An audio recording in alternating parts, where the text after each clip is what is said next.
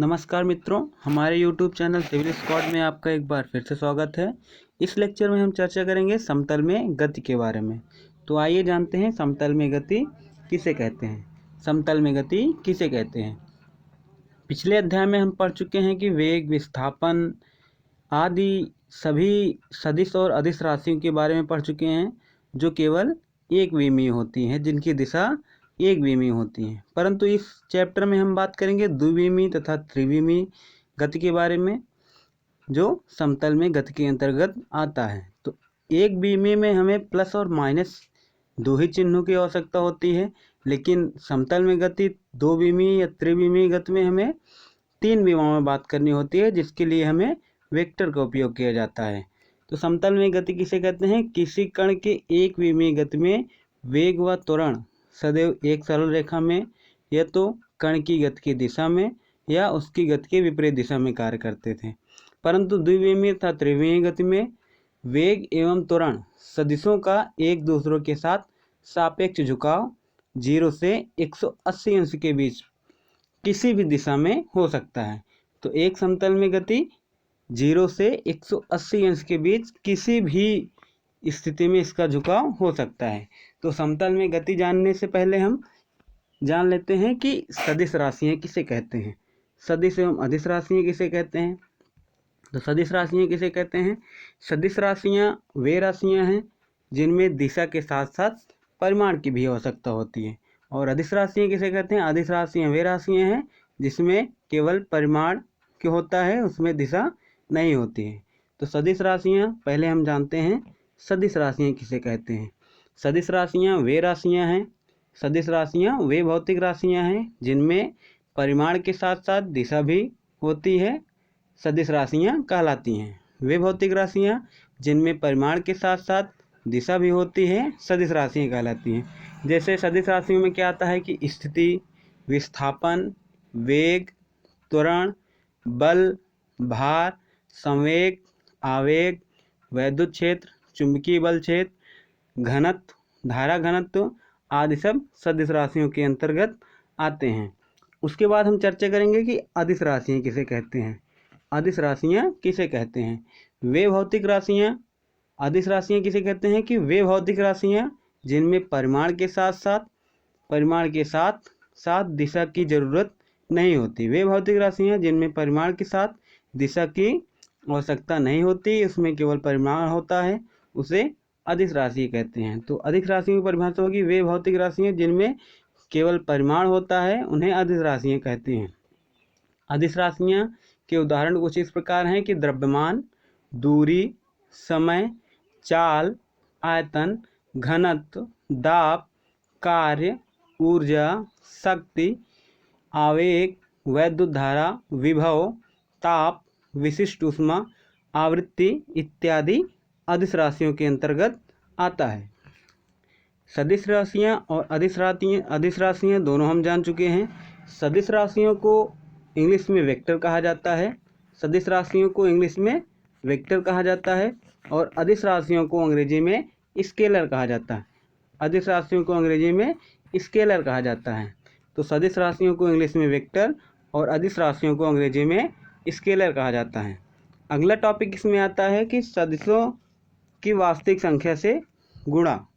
इससे पहले हम जानते हैं कि स्थिति सदिश किसे कहते हैं। किसी समतल में गतिमान किसी वस्तु के स्थिति को किसी समतल में गतिमान किसी वस्तु की स्थिति को प्रकट करने के लिए हम सुविधा अनुसार उस समतल में एक मूल बिंदु O मान लेते हैं। मूल बिंदु O मान लेते हैं। एक मूल बिंदु हम O मान लिए। इस मूल बिंदु के सापेक्ष गतिशील वस्तु के स्थिति के बारे में हम जानकारी प्राप्त करेंगे। दोनों स्थितियों को मिलाने पर जो रेखा प्राप्त होती है उसे स्थिति सदिश कहते हैं। ये देखिए, एक रेखा इस प्रकार गई, एक इस प्रकार गई, और ये इसको जब हम मिलाएंगे तो इसे स्थिति सदिश कहेंगे। ये बिंदु A मान लेंगे और ये बिंदु B मान लेंगे, इसे हम स्थिति सदिश कहेंगे। ये R1 है और ये R2 है। ये है स्थिति सदिश। इसके बाद हम चर्चा कर रहे हैं सदिशों का निरूपण कैसे किया जाता है। सदिशों का निरूपण कैसे किया जाता है। किसी सदिश राशि को एक बाण या एक तीर द्वारा प्रदर्शित किया जाता है। सदिशों को एक तीर से प्रदर्शित किया जाता है, या सदिशों को मोटे अक्षरों में भी आप लिख सकते हैं। तो लिखने में असुविधा होने के कारण हम लिखेंगे तो एक ही प्रकार से लिखेंगे, इसलिए असुविधा होने के कारण हम सदिशों के ऊपर एक तीर लगाते हैं, जिसे हम वेक्टर कहते हैं। अगले टॉपिक पर चर्चा करेंगे सदिशों का वर्गीकरण। सदिशों का वर्गीकरण। सदिशों का वर्गीकरण कितने भागों में बांटा गया है। सदिशों का वर्गीकरण जो है हम 7 प्रकार से करते हैं। सदिशों का वर्गीकरण हम 7 भागों में करते हैं। तो सदिशों का वर्गीकरण सदिशों का उनकी प्रकृति के अनुसार हम 7 श्रेणियों में बांटते हैं। पहला क्या आता है, मुक्त सदिश। पहला आता है मुक्त सदिश, फ्री वेक्टर। तो मुक्त सदिश किसे कहते हैं, ऐसा सदिश जिसकी प्रारंभिक बिंदु को किसी अन्य बिंदु जो कि उस रेखा पर ही स्थित हो उस विस्थापित किया जा सके, मुक्त सदिश कहलाता है। जैसे एक हम लाइन खींचते हैं, ये बिंदु ए मान लेते हैं और ये बिंदु बी मान लेते हैं, और इसे हम वेक्टर ए बी से प्रदर्शित करेंगे। वेक्टर ए बी, ये होता है मुक्त सदिश। और दूसरा क्या आता है, इसके बाद दूसरा आता है सर्पी सदिश। सर्पी सदिश किसे कहते हैं, ऐसा सदिश जिसके प्रारंभिक बिंदु को उस रेखा के जिसके अनुदिश सदिश कार्यरत है पर कहीं भी विस्थापित किया जा सके, ऐसा सदिश को हम सर्पी सदिश कहते हैं। सर्पी सदिश के अंतर्गत बल तथा संवेग आते हैं। तीसरा आता है आबद्ध सदिश। आबद्ध सदिश को अंग्रेजी में बॉन्ड वेक्टर कहते हैं। ऐसा सदिश जिसका प्रारंभिक बिंदु अचल हो आबद्ध सदिश कहलाता है। जैसे विद्युत क्षेत्र सदिश है, चुंबकीय क्षेत्र सदिश है। समान सदिश, चौथा आता है समान सदिश। ऐसा समांतर सदिश जो लंबाई और परिमाण में समान होते हैं समान सदिश कहलाते हैं। जैसे लंबाई और परिमाण में समान होते हैं, जैसे ये हो गया वेक्टर ए, ये हो गया वेक्टर बी, ये हो गया वेक्टर सी। ये इसके परिमाण और दिशा दोनों समान है, इसलिए इसे समान सदिश कहेंगे। जब पांचवा आता है विपरीत सदिश, नॉन यूनिफॉर्म वेक्टर। जब दो समांतर सदिश परिणाम में समान परंतु दिशा में विपरीत हो तो उसे विपरीत सदिश कहते हैं। जैसे एक सदिश ये हो गया P, वेक्टर P, और एक सदिश ये हो गया जिसकी दिशा इस तरफ है, वेक्टर Q। ये सदिश वेक्टर P, इसकी दिशा इस तरफ है, और ये सदिश जिसकी दिशा दूसरी तरफ है विपरीत दिशा में, उसे वेक्टर Q। तो ये हो गया विपरीत सदिश। तो vector P is equal to minus vector Q, ऐसा हम इसको लिख सकते हैं। अगला आता है शून्य सदिश, जीरो वेक्टर। एक ऐसा सदिश जिसका परिमाण शून्य होता है शून्य सदिश कहलाता है। शून्य सदिश को वेक्टर 0 से प्रदर्शित करते हैं तथा अंतिम बिंदु संपाती होते हैं। अगला आता है, छठवां आता है एकांक सदिश। एकांक सदिश किसे कहते हैं कि वे सदिश जिनका परिमाण 1 होता है एकांक सदिश कहलाता है। तो एकांक सदिश वेक्टर ए को एकांक सदिश ए कैप से निरूपित करते हैं। एकांक सदिश क्या होता है, जिसका परिमाण 1 होता है उसे एकांक सदिश कहते हैं। तो एकांक सदिश को ये मान लीजिए वेक्टर ए है, इसका परिमाण 1 है, तो हम एकांक सदिश को ए कैप से निरूपित करते हैं।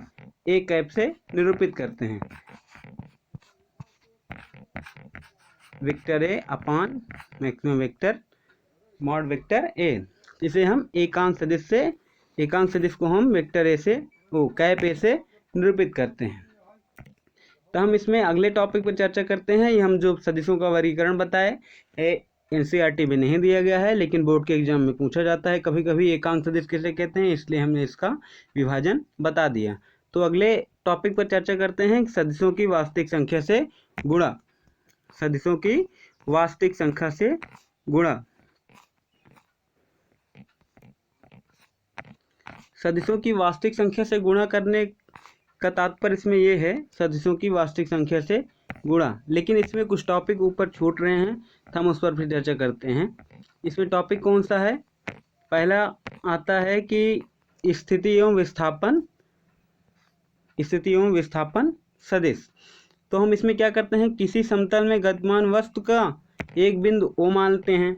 जैसे इसमें देखिए आप कि बिंदु O माना गया है और ये x अक्ष, ये y अक्ष। कोई गतिशील पिंड समय t में बिंदु P पर पहुंचता है और समय t डैश में बिंदु P डैश पर पहुंचता है। समय t डैश पे बिंदु P डैश पर पहुंचता है और समय t पे P बिंदु पर पहुंचता है। तो हम क्या करेंगे कि O को P से मिला देंगे, O को P डैश से मिला देंगे और इन दोनों को P तथा P डैश को एक साथ मिला देंगे। तो ये P और P डैश के मध्य जो दूरी होगी वो स्थिति विस्थापन सदिश होगी और O से P की जो स्थिति सदिश होगी, O से P का जो सदिश होगा वो स्थिति सदिश होगा। कोई गतिशील पिंड समय t पर P बिंदु पर पहुंचता है, तो जब P बिंदु पर पहुंचता है तो उसे हम स्थिति सदिश कहते हैं।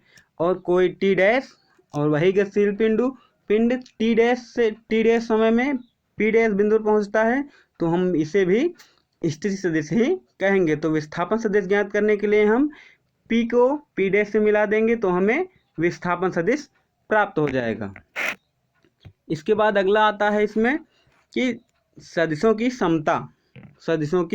समता। यदि कोई सदिश A उसकी परिमाण और दिशा समान है और कोई सदिश B उसकी भी परिमाण और दिशा A के समान है, तो वो समान सदिश कहलाते हैं। और समान सदिश को हम वेक्टर A = वेक्टर B से भी निरूपित करते हैं। चूँकि वेक्टर A वेक्टर B के बराबर है, तो हम वेक्टर B को वेक्टर A भी कह सकते हैं। तो ये A = B हो जाएगा, इसे हम सदिशों की समता कहेंगे। इसके बाद अगले टॉपिक की चर्चा करेंगे, सदिशों की वास्तविक संख्या से गुणा। सदिशों की वास्तविक संख्या से गुणा करने पर हमें क्या प्राप्त होगा, हम ये चर्चा करते हैं। माना कोई सदिश A है जिसे हम धनात्मक संख्या लैम्डा से, वास्तविक संख्या धनात्मक जो होगी उसे प्लस लैम्डा से गुणा करते हैं, तो हमें परिणाम में लैम्डा × A प्राप्त होता है। किसी भी सदिश में हम यदि प्लस वास्तविक संख्या से गुणा करेंगे तो वो उसकी दिशा भी समान होगी, उसकी दिशा भी वही होगी जो वेक्टर A की दिशा होगी, तो उसका परिणाम हमें लैम्डा A प्राप्त होगा। ये इसको ऐसे समझिए कि माना कोई सदिश वेक्टर A जिसकी दिशा इस तरफ है और इसमें यदि हम लैम्डा वास्तविक संख्या से गुणा करते हैं तो हमें क्या प्राप्त होता है, लैम्डा A। और जो दिशा वेक्टर A की होगी, जो दिशा सदिश A की होगी, वही दिशा लैम्डा की भी होगी। लैम्डा को हम धनात्मक मानते हैं, इसलिए वही दिशा होगी। और यदि हम किसी भी परिणाम ऋणात्मक परिमाण से गुणा करते हैं, ऋणात्मक वास्तविक संख्या से माइनस लैम्डा से गुणा करते हैं, तो सदिश की दिशा विपरीत हो जाएगी। आइए हम इस चित्र के माध्यम से देखते हैं कि यदि वेक्टर A में 2 से गुणा किया जाए, +2 से गुणा किया जाए, तो हम इसको एक ही दिशा में वेक्टर 2A कह देंगे, तो परिमाण क्या होगा, 2A। यदि हम ऋणात्मक संख्या -2 से गुणा कर देंगे तो इसकी दिशा विपरीत होगी। जैसे ये वेक्टर A है, इसमें हम -2 से गुणा करेंगे। जैसे समझिए कि ये वेक्टर A है और इसमें हम -2 से गुणा करना है, तो हमें परिणाम में क्या प्राप्त होगा कि हमें परिणाम में माइनस में प्राप्त होगा वेक्टर 2A। इसकी दिशा वेक्टर A की विपरीत दिशा में होगी। जैसे इसमें देखिए वेक्टर A को माइनस वेक्टर A, ये वेक्टर A है, इसमें से हम 1.5 से गुणा करेंगे तो माइनस वेक्टर A 1.5 से गुणा किया गया है, ऋणात्मक चिन्ह है तो माइनस से, तो ये -1.5 × A हो जाएगा। तो ये तो हो गया सदिशों की वास्तविक संख्या से गुणा। अब अगला टॉपिक चर्चा करने से पहले हम कुछ और टॉपिक के ऊपर चर्चा करेंगे जो एग्जाम के दृष्टिकोण से इम्पोर्टेंट है, जो यूपी बोर्ड के एग्जाम के दृष्टिकोण से इम्पोर्टेंट है। जैसे कि लंब कोणीय एकांक सदिश। लंब कोणीय एकांक सदिश किसे कहेंगे? लंब कोणीय एकांक सदिश को जानने के लिए हम चित्र के माध्यम से समझाएंगे कि लंब कोणीय अक्षों एक्स वाई जेड के अनुदिश कार्य करने वाले एकांक सदिश को लंब कोणीय एकांक सदिश कहते हैं। लंब कोणीय एकांक सदिश किसे कहते हैं? कि लंब कोणीय अक्षों एक्स वाई और जेड, एक्स वाई और जेड, इसके अनुदिश कार्य करने वाले एकांक सदिश को हम लंब कोणीय एकांक सदिश कहेंगे। एक्स अक्ष ये हो गया एक्स अक्ष, ये हो गया वाई अक्ष, ये हो गया जेड अक्ष। तो एक्स अक्ष के अनुदिश लंब कोणीय एकांक सदिश आई कैप होता है। एक्स अक्ष के अनुदिश लंब कोणीय एकांक सदिश क्या होता है? आई कैप। एक्स अक्ष के अनुदिश लंब कोणीय एकांक सदिश आई कैप होगा। वाई अक्ष के अनुदिश लंब कोणीय एकांक सदिश जे कैप होगा और जेड अक्ष के अनुदिश लंब कोणीय एकांक सदिश के कैप होगा। जैसे हम लंब कोणीय एकांक सदिश के कैप हो गया, तो एकांक सदिश हमने बताया था कि वे सदिश जिनका परिमाण एक होता है एकांक सदिश कहलाते हैं। तो एक्स अक्ष के अनुदिश लंब कोणीय एकांक सदिश आई कैप, वाई अक्ष के अनुदिश लंब कोणीय एकांक सदिश जे कैप और जेड अक्ष के अनुदिश लंब कोणीय एकांक सदिश के कैप होगा। तो आई कैप का मान हम कैसे ज्ञात करेंगे? आगे प्रश्न में, क्वेश्चन में, न्यूमेरिकल में ये आएगा कि हमें एकांक सदिश का परिमाण कैसे प्राप्त होगा। तो एकांक सदिश का परिणाम हमें प्राप्त होने के लिए i module i cap is equal to under root i के गुणांक का वर्ग, आई के गुणांक का वर्ग, आई के गुणांक का वर्ग, गुणांक का वर्ग। तो इसमें आई कैप का परिमाण, आई कैप का गुणांक कितना है? आई कैप का गुणांक है 1। Under root 1 into 1 is equal to under root 1। तो अंडर रूट 1 का मान हमें 1 प्राप्त होगा। तो इस प्रकार आई कैप का मान हमें क्या प्राप्त हुआ? 1। आई कैप का मान क्या प्राप्त हुआ? 1। इसी प्रकार जे कैप का मान हम ज्ञात करेंगे। इसी प्रकार हम जे कैप का मान ज्ञात करेंगे। जे कैप का मान क्या होगा? कि अंडर रूट जे कैप के गुणांक का वर्ग। तो जे कैप का गुणांक कितना है? जब किसी भी संख्या में गुणांक नहीं लिखा रहता तो उसमें हम 1 मानते हैं उसका गुणांक। तो 1 का वर्ग, तो यहाँ पर अंडर रूट 1 आएगा, तो इसे 1 भी लिख सकते हैं। तो जे कैप का मान कितना होगा? 1। इसी प्रकार के कैप का मान कितना होगा? इसी प्रकार के कैप का मान कितना होगा? के कैप का मान भी under root 1 square is equal to 1। एकांक सदिश समझ गए आप कि वे सदिश जिनका परिमाण एक होता है तो उसे एकांक सदिश कहते हैं। तो लंब कोणीय एकांक सदिश के बारे में हम जान लिया कि एक्स अक्ष पर लंब कोणीय एकांक सदिश आई कैप, जेड अक्ष के अनुदिश लंब कोणीय एकांक सदिश के कैप, वाई अक्ष के अनुदिश लंब कोणीय एकांक सदिश जे कैप होता है। और हम लंब कोणीय एकांक सदिश को सब सम्मिलित रूप से ऐसे भी लिख सकते हैं कि a vector a is equal to a x i cap plus a y j cap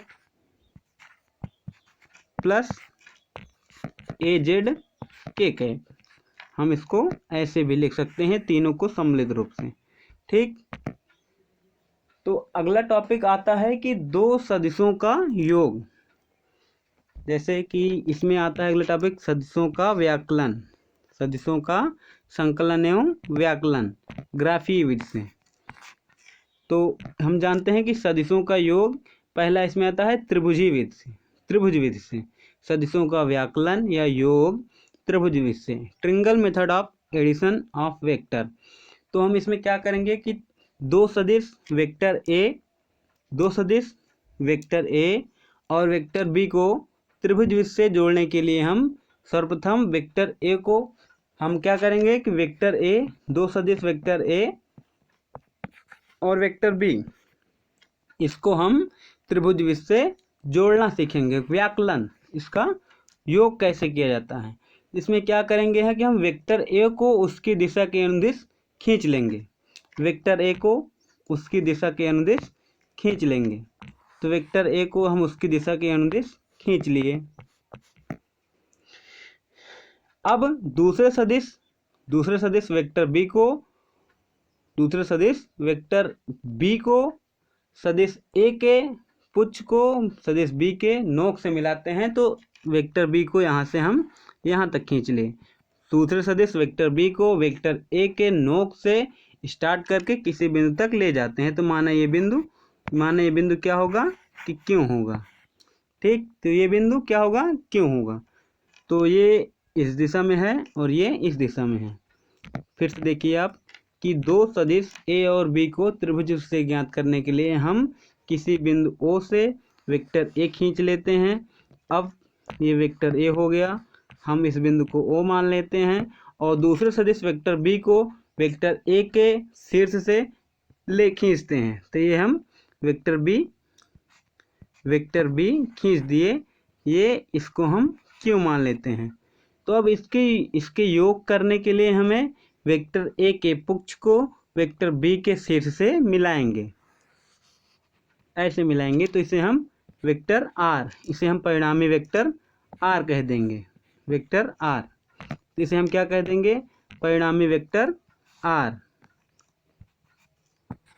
परिणामी वेक्टर आर कह देंगे हम। जब इसको इससे मिलाएंगे तो इसे हम वेक्टर आर कह देंगे। तो ये बिंदु ओ हो गया, ये इस बिंदु को हम पी मान लेते हैं, इस बिंदु को हम क्यों मान लेते हैं।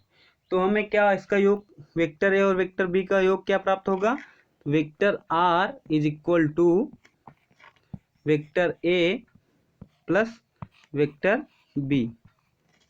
तो ये हमें इसका परिणामी सदिश प्राप्त हो गया। ठीक, अब इसके बाद हम चर्चा करें हैं सदिशों को जोड़ने की समांतर विधि। त्रिभुज विधि आप समझ चुके हैं, एक बार फिर से देख लिए त्रिभुज विधि। हम इसको वेक्टर ए खींचे, इसको वेक्टर बी खींचे, हम इसके परिणामों को मिला देंगे जिसे हम वेक्टर आर कहेंगे। तो वेक्टर ए के पुच्छ को वेक्टर बी के शीर्ष से मिलाएंगे, तो इसे हम आर कहेंगे। तो वेक्टर आर परिणामी ज्ञात करने के लिए हम क्या करेंगे, vector R is equal to vector A plus vector B. ये हो गया सदिशों के योग की त्रिभुज विधि। अगला आता है सदिशों को जोड़ने की समांतर चतुर्भुज विधि। सदिशों को जोड़ने की समांतर चतुर्भुज विधि, इसे हम ग्राफीय विधि भी कह सकते हैं। सदिशों के योग की समांतर चतुर्भुज विधि, तो इसमें हम पहला चित्र बनाते हैं कि दो सदिश ए और बी। ठीक, तो इस बिंदु को हम ओ मानते हैं, यहाँ से हम वेक्टर ए खींचते हैं और सदिश वेक्टर बी को वेक्टर ए के शीर्ष से ले जाते हैं। ये ऐसे ले गए, इसे हम वेक्टर बी कहेंगे। इस बिंदु को हम ओ नाम धर देंगे, इस बिंदु को हम पी कह देंगे, इस बिंदु को हम एस कह देंगे और ये हम ऐसे ले गए वेक्टर बी,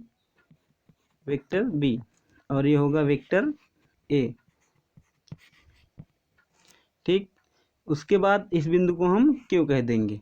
हम दोनों के विकर्णों को मिला देते हैं, एक विकर्ण को क्यू ओ से यस को मिला देते हैं, तो इसका परिणामी हम ज्ञात कर चुके हैं, vector R is equal to vector A plus vector B. तो हम इसका परिणामी त्रिभुज विधि से ज्ञात कर चुके हैं कि vector R is equal to vector A plus vector B. अब समांतर चतुर्भुज विधि में दो सदिशों वेक्टर ए और वेक्टर बी को जोड़ने के लिए सर्वप्रथम सदिश ए को खींच लेते हैं। हम सर्वप्रथम सदिश ए को खींच लेते हैं, उसके बाद सदिश ए के पुच्छ से हम सदिश बी को खींचते हैं और सदिश ए के शीर्ष से भी सदिश बी को खींचते हैं। आगे चल के हम दोनों सदिश वेक्टर बी के दोनों शीर्षों को मिला देंगे तो वेक्टर ए प्राप्त हो जाएगा। इस प्रकार समांतर चतुर्भुज ओ पी एस क्यू का निर्माण हो जाएगा। तो हम विकर्ण ओ एस को मिला देंगे जिससे एक नया सदिश प्राप्त होगा जिसका परिणाम उन दोनों सदिशों के योग के बराबर होगा। तब वेक्टर आर का परिणाम vector A plus vector B होगा। अब इसमें भी vector A plus B vector B होगा, तो हम चाहे इसको मिला दें क्यू और पी को, चाहे ओ और एस को, दोनों का परिणाम हमें vector R is equal to vector A plus vector B ही प्राप्त होगा। ये हो गया